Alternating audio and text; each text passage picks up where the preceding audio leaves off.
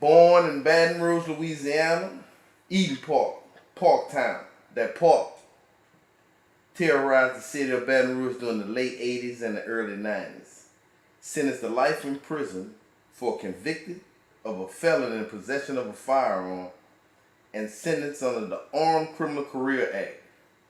After serving more than 30 years, he is now an author, a motivational speaker, releasing a new clothing line, and has been making a change in his communities.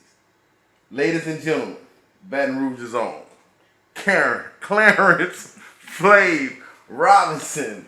What's happening, Clarence? How you doing, bro? Hey, man, I'm good, Frog. How you doing, baby boy? Good. I've been trying to get you here, bro. I've been wanting to talk to you because I know you've been wanting to talk to the world, bro. Yes, and for the people that don't know you, man, tell them who Clarence is, and tell me. I know you from Baton Rouge. When I met you through, I'll say, Rodney Chris, Tim Washington, and that's how I knew of you. Also, you was just doing your own thing. But who is Clarence Robertson? I don't know, man, cause I'm still learning who I am myself. You know what I mean? The real me. You know what I mean? That, the God fearing, this. Just living a pro-social lifestyle right now, you know what I mean, but now how I became who I was in them streets, you know what I'm saying, is just, hey, I grew up in that environment, you know what I'm saying? 38 and Kane. Yeah. That's where it started for you at? Within the confines of that? Most definitely. You know what I'm saying? I can answer that question a million times, and shit, I got a million different stories for it. You know what I mean? You know what I mean? From 38, yes sir. I roamed them streets though. You know what I'm saying? For real though. But I roamed them streets from 35th, to 49th. You know what I mean? I am that park. You know what I mean? For real. In the park at the dog. You know what I mean? Rest in peace, fool. That's my man. You know what I mean? I used to tell him that, whispered in his ear. You know what I mean? Speaking of food, who were some of your childhood friends coming up doing, when you were coming up? Man, I had some good means, bro. And, man, some of them, bro, you know what I mean? They rest in peace, man. Majority of them, bro. Food, one of them, you know what I mean? Everybody was older than me, though, But Food, yeah, man, that was my man, off 38th Street, man. I'm talking about, Buster Lands, you know what I'm saying? That was my right-hand man, right. Tucker, me and Bo Rob, man, that was my man. We had some things, man. I had some enemies, you know what I'm saying, that were friends. We had, became ops with the youngsters got going on out here, you know what I'm saying? And I give them niggas props. And the guy, he was a man. Right. You know what I mean? That was. And look, I knew all them dudes with the exception of Guy. Man, Chris Lewis, I don't want to break your big munchie. You feel me? That was my man from the South. You feel me? You know what I'm saying? Yeah, Johnny Wright. You know what I'm saying? All these dudes, we was back then enemies. You know what I'm saying? Right. But shit, I respect them though. You know what I'm saying? Cause the way we carried that gangster shit back there. You know what I'm saying? Then it was real for real. Right. You know what I mean? I don't know what they got going on around here. You know what I mean? That gangster that we was on, under that old law, and that was that real law though, for real though. I want to take it back to your childhood. I know you went through LTI, Louisiana Training Institute. How did that start for you? How old were you when you really started getting into the judicial system? Like 12, when I really took me away from home. Not just going to the juvenile, station, being scared and calling your mama, picking she coming to get you, going to the detention home, Ryan Airport, and, back then that made a man, or a chump, a sucker for real, and I say, man, about 12 years old, man, 1979, and from that, it's been a hell of a ride. All right. And from that, in 1995, you got convicted. Am I correct on that? No. Okay. in 1995, I got convicted from being off escape. You know, on expound on that escape. Frederick Robertson, my partner, your brother, Frederick Robertson. Now, my brother's that's right. I'm talking about bad. this was the word. While in custody, your brother traveled to whatever state you was in, drew down on the people, and brought you home. Man, tell me about that. Man, rest in peace, my man Steve Mack too, man. You got to put back in Steve. If Steve Mack wasn't there, then you know it wouldn't have happened either. You know what I mean? But yeah, man. Say, man, it's crazy. You hear me? Because it's something that I dreamed. You know what I'm saying? And I was serious about getting out. So you know that's how I say that's how the good and the bad work. You know, the devil and God, that's how they work. You feel me? Because I'm so negative. Everything about me is negative at that time. You see what I'm saying? So I have these negative thoughts. So I dream this here and come up with a plan and an idea, which involved my little brother. You know what I'm saying? And Steve Mack, man, rest in peace. You know, and a couple females. You see what I'm saying? But at the same time, bro, you know, they pull up on them people, man, and, you know, bust that iron with them. You hear me? And they were, like I had told them, though, they ain't gonna be ready for that. You hear me? And that's all in the paperwork, so it ain't nothing being said. You hear me? Yeah. That's in that paperwork already. It's documented. You feel me? So, you know what I'm saying? So, you know what I mean? It's some amazing shit, bro, because right now, man, I thank God every day, man, because I'm still here, because it's something ain't never happened. And, you know, in the whole world, you know what I mean? Look it up. You know what I mean? Ain't no mob did it. You know what I mean? Ain't no nigga from California or New York or Texas, no little nigga from Baton Rouge tried them people in Texas. You feel me? And got away. You know. But again, though, it was I still get to God though, cause if it wasn't for him, I wouldn't be here, man. Cause you know, cause it was what's happening, man. There's some things going on out there. That's right. That only God could keep me here. I see that. That's right. I know you were. The Clarence I knew had the cleanest ride, one of the cleanest rides in Baton Rouge. Stayed sharp, jury down. One of the trendsetters of a lot of trends, and whether good or bad. And right now, I see you setting another trend. Motivational speaker. You're trying to help the youth, because I know you see what's going on. So what's some of your plans you got for Clarence Robertson in the future with helping some of the youth that were or are probably going down the path you once went? Did you say one of the cleanest cars? One of the what? Cleanest cars. That what I see. That what you say? That what I see. What I'm talking about, what of you saying then? You say one of the cleanest cars. Which one that was then? I ain't lying. I'm not, oh, okay then, so you ain't lying, then what? Look. And you can't, any one of my heads, you see something cleaner than them. We had some clean shit now. That's all I'm saying though. You had some bad shit now. What was in the South that could have touched anything I had? Oh Lord, they gonna what? On No, they ain't. No, they ain't. What that was the colors? Yeah, one that had look like a black or green color on that motherfucker. But wasn't the South could have touched it? Wasn't the South could have touched that Mustang?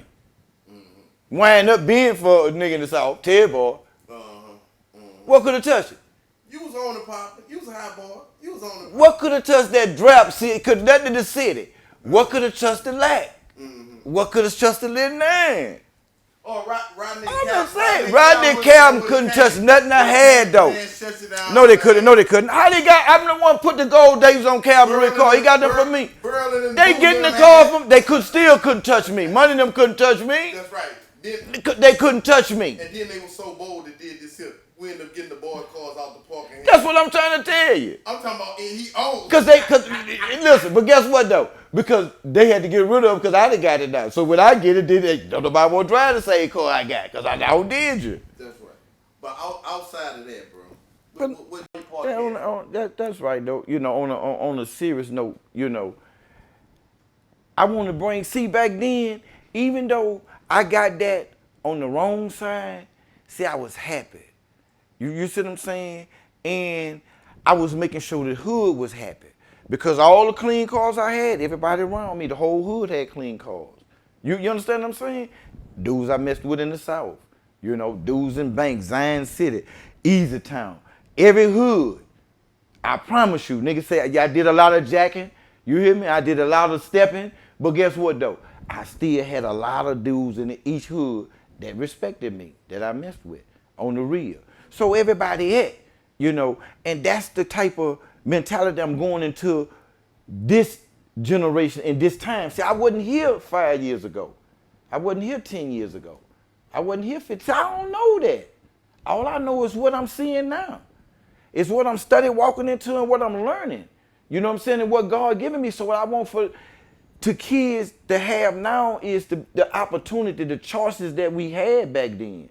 Because we had choices. You understand what I'm saying? I don't want you just to say, well, I got to kill him and go to prison. No. You know what I mean? You got a choice. You could be whatever you want to be. That's right. If you give yourself a time enough to think. That's right. You feel me? And that's what that's what I want to do. I want to teach them how to think. I want to send them to God. See, because when you send them that way, and from on this here side, and they come on, see, they could think better then. See, your mind get clear. You know, with God in your life, for real, for real.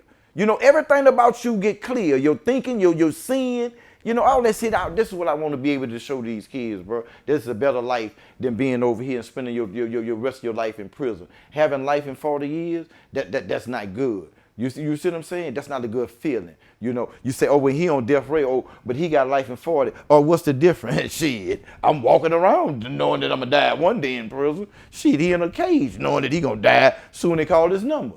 No different. You dying in prison. That's not a good feeling.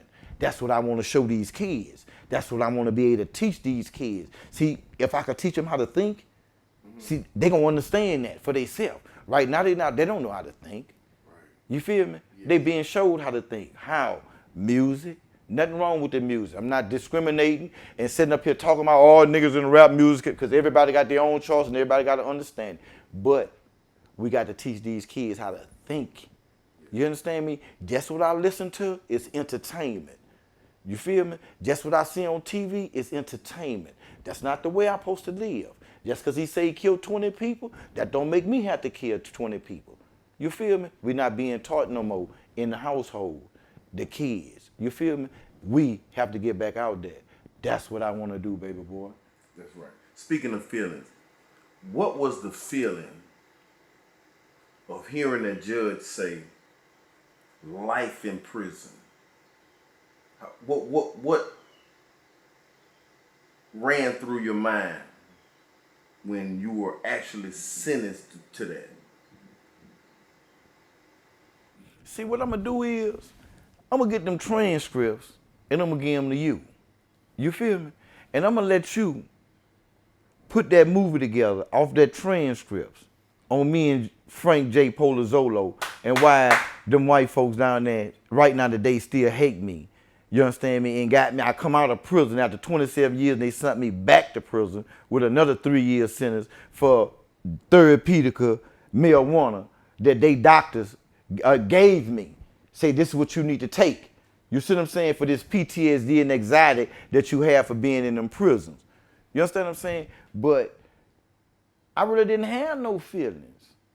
You understand what I'm saying? And like I say, everything documented, I'm going to give you that paperwork. You know, I told him to go and give me that life sentence. I know you finna give it to me, dress wearing ass punk, give it to me.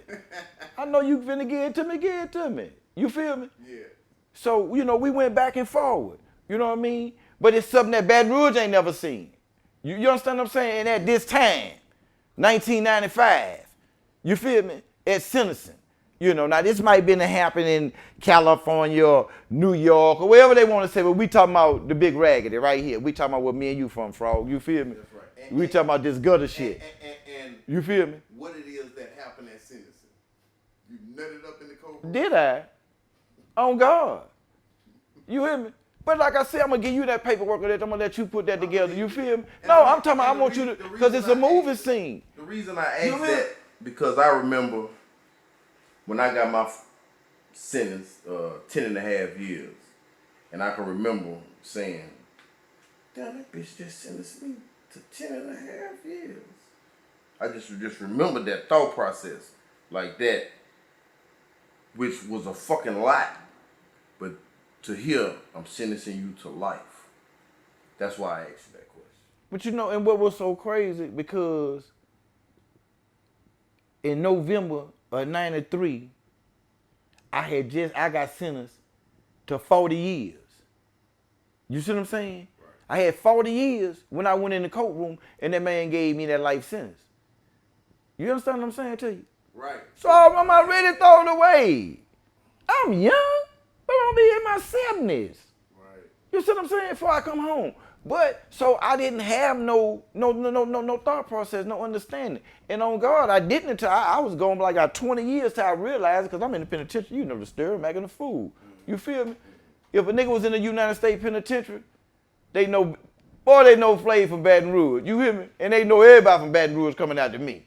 You know what I mean? Because I stood on this city. You know what I mean? I love my city. You know how it is for all my life. What were some of the places you did time inside of the federal institution? Where were some of the facilities at?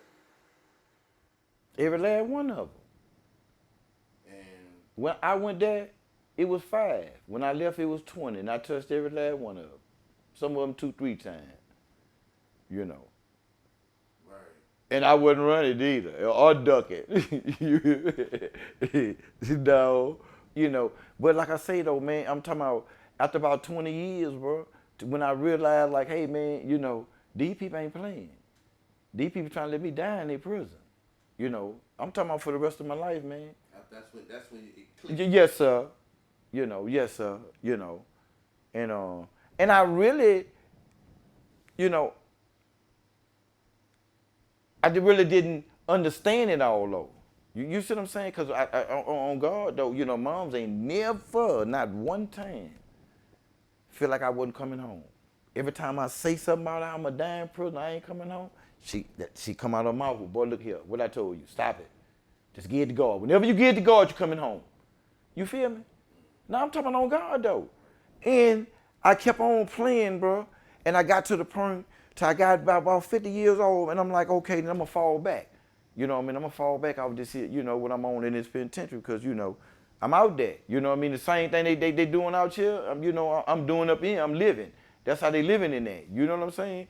So I messed around, bro, and really, man, I seen him, bro. I seen it, bro. God, man, you know, and I really heard him, because I was sitting in my cell and I really was talking to him, and I really heard him, you know.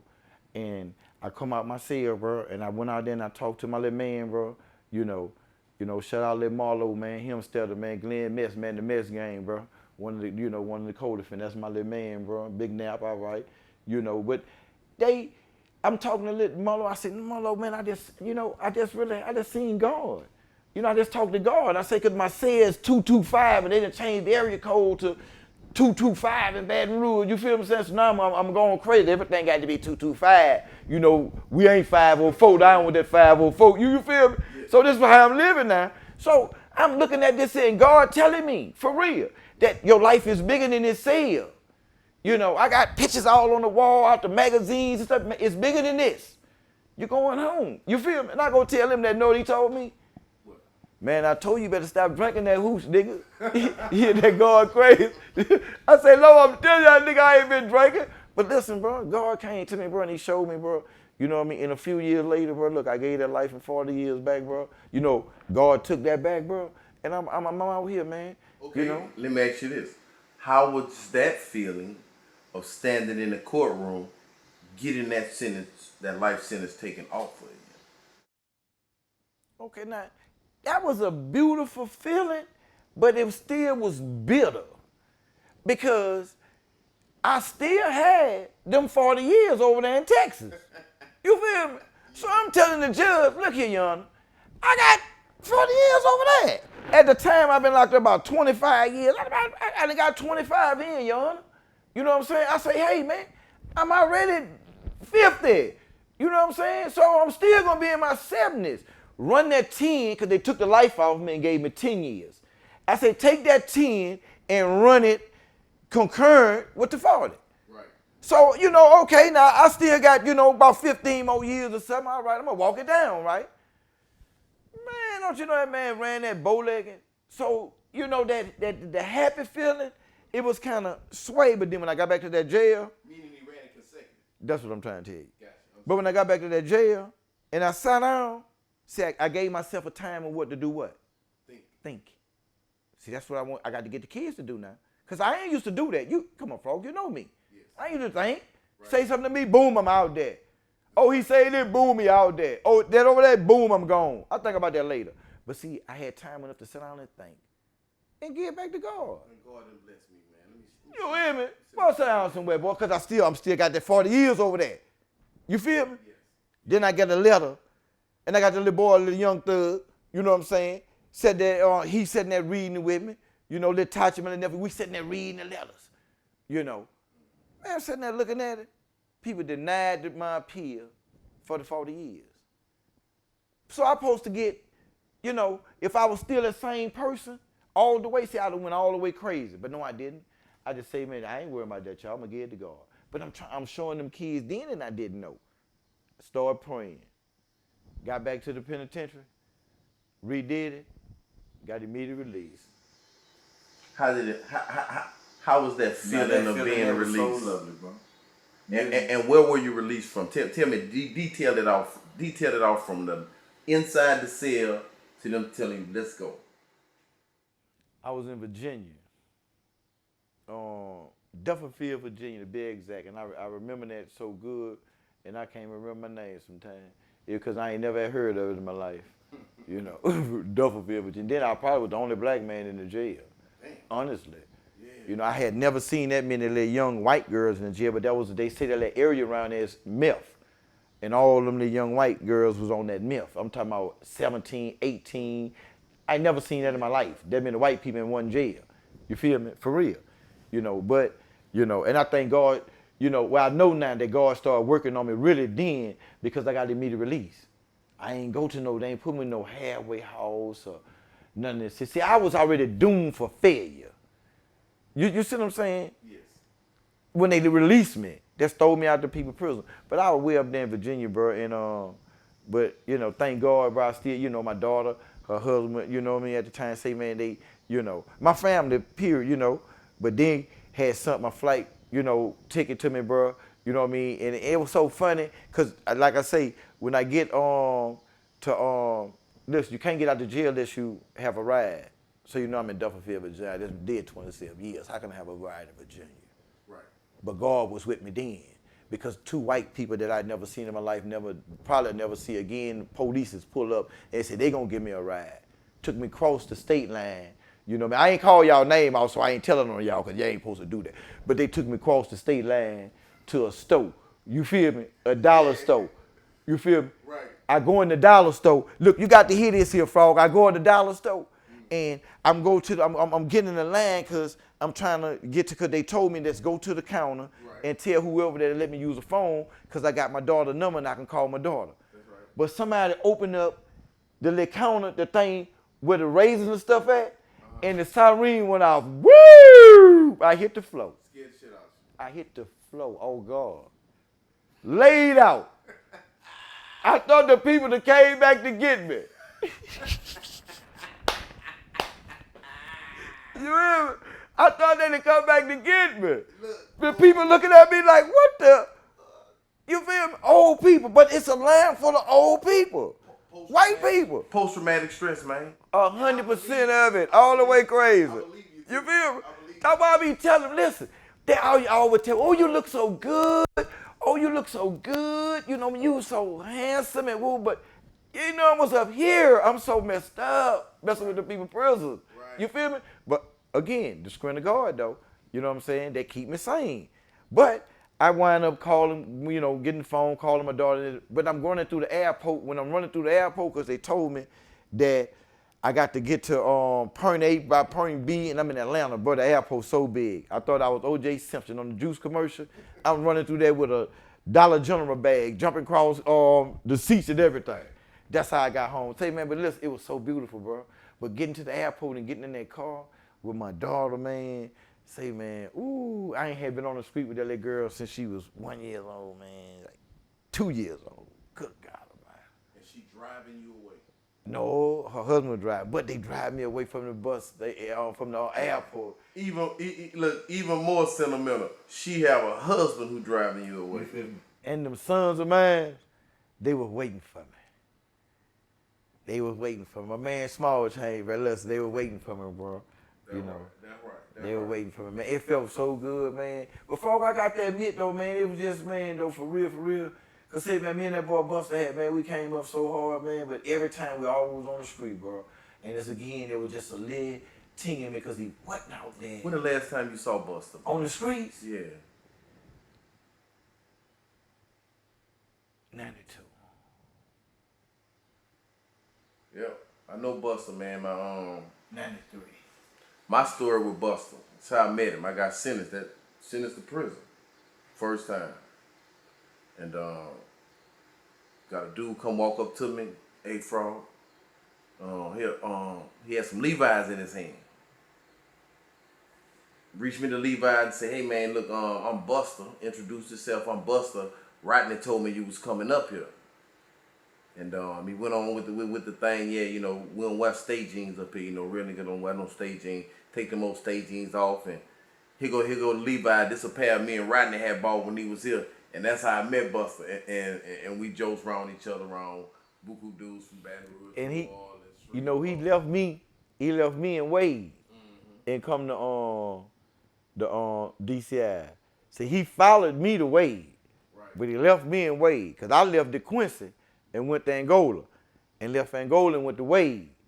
Then he come to Wade, but he left Wade because I stayed in the cell block, kept on, you know, with that food, and he got out and went to DCI. But me and Tim was Tim was on the North compound though, but I was over in the cell block. But Tim got out a week before me. I got out. I was coming to DCI to visit Buster when I got out though.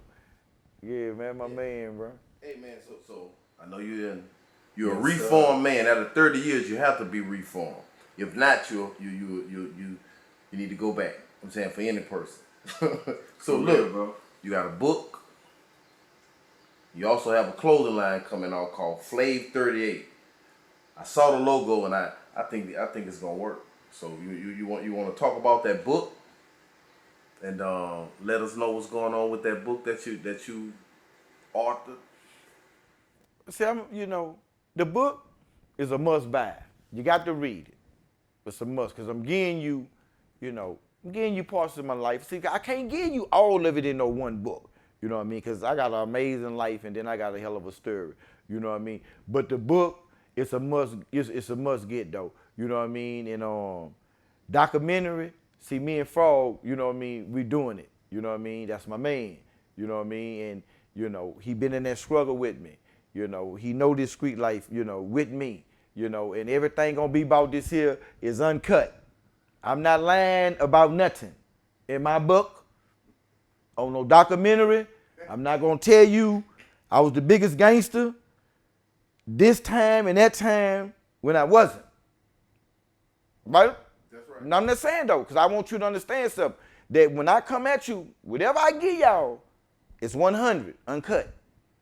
You know, and all my life being in LTI, Angola, DeQuincy, Wade, all through the feds, I was a gangster, you know. And I ain't ran under nobody. Everybody ran up under me, you know what I mean? I wasn't trying to be the big man of this here, but it is what it is, you know, and I was that dude, you know, in my time on them streets. And what it is you rep up there. You know, Baton Rouge, you know what I'm saying, to the fullest, you know.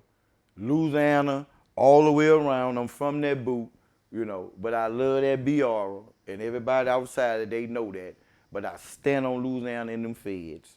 In Skyland, Bridge City, on the river, DeQuincy Way, Baton Rouge, 38th Street, the park, I stand on it. And I stand on it right now. I love Baton Rouge, you understand me? And we're a cesspool right now. For real.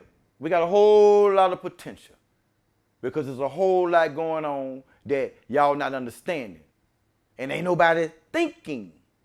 But then now y'all wait till y'all see these laws being changed and then somebody else throwing a little bit in there at you. They are designed for to take y'all away again. Like the crack epidemic, whatever, y'all know what I'm talking about. All that. They are trying to take these kids coming up away, to get them guns at 18 to kill the rest of us. Ain't nobody killing the black man but the black man. Ain't nobody killing us in the neighborhood and crying and putting up balloons but each other. Stop it. Please. You understand what I'm saying? But don't nobody want to stand up? I'm going to stand up.